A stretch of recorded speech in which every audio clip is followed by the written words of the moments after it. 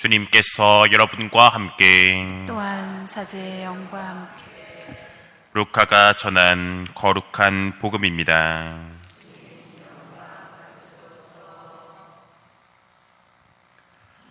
그때 예수님께서는 낙심하지 말고 끊임없이 기도해야 한다는 뜻으로 제자들에게 비유를 말씀하셨다.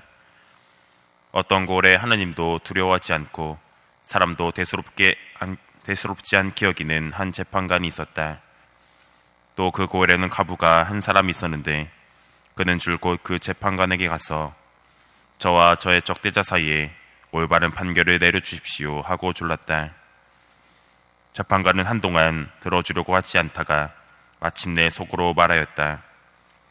나는 하느님도 두려워하지 않고 사람도 대수롭지 않게 여기지만 저 과부가 나를 이토록 귀찮게 하니 그에게는 올바른 판결을 내려주어야겠다. 그렇게 하지 않으면 끝까지 찾아와서 나를 괴롭힐 것이다. 주님께서 다시 이르셨다. 이 불의한 재판관이 하는 말을 새겨 들어라. 하느님께서 당신께 선택된 이들이 밤낮으로 부르짖는데 그들에게 올바른 판결을 내려주지 않으신 채 그들을 두고 미적거리시겠느냐. 내가 너희에게 말한다. 하느님께서는 그들에게 지체 없이 올바른 판결을 내려주실 것이다. 그러나 사람의 아들이 올 때 이 세상에서 믿음을 찾아볼 수 있겠느냐. 주님의 말씀입니다. 그리스도님 찬미합니다. 참 예수님께서 낙심하지 말고 기도하라는 말씀으로 간절히 청하는 과부의 이야기를 들려주십니다. 이 이야기 자체는 근동에서 흔히 경험할 수 있는 일이었습니다.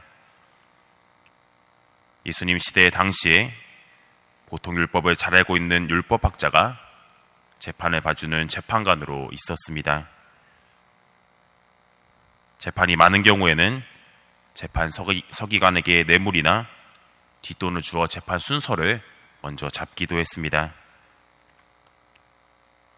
하지만 오늘 비유에서 등장하는 과부의 경우는 그렇게 부유하지 못했던 모양입니다. 그래서 뇌물이나 뒷돈 대신에 끈질기게 재판관을 조르게 됩니다. 여기서 과부가 올바른 판결을 내려달라고 한 것에 집중할 필요가 있습니다. 과부는 자신에게 이익이 되는 판결보다는 공정함, 정의로움이 드러나기를 원한 것입니다. 보통 지금 이 세상에서의 재판은 나에게 이득이 되는 판결을 내려주기를 바랍니다. 인간적인 마음으로는 당연할 수 있겠습니다.